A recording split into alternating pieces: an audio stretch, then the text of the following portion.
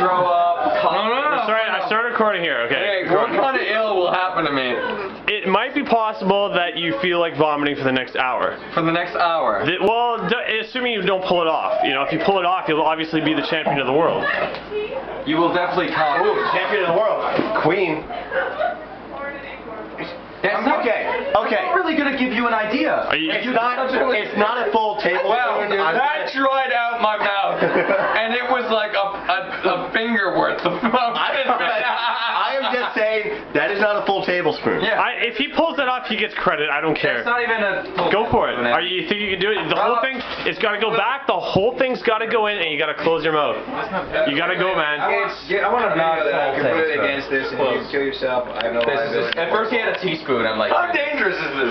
It's not, as far as I know, it's not dangerous. It will hurt you. Someone go look on YouTube. I want to see if anyone dies. YouTube's cheating. YouTube's cheating. You will see how much pain they're in. Okay, let me see the YouTube first. No, that's cheating. No, That's I cheating. want to see how horrible they're in agony. Fuck you. You're making fun of handicapped people. Let's go. You want a video of this.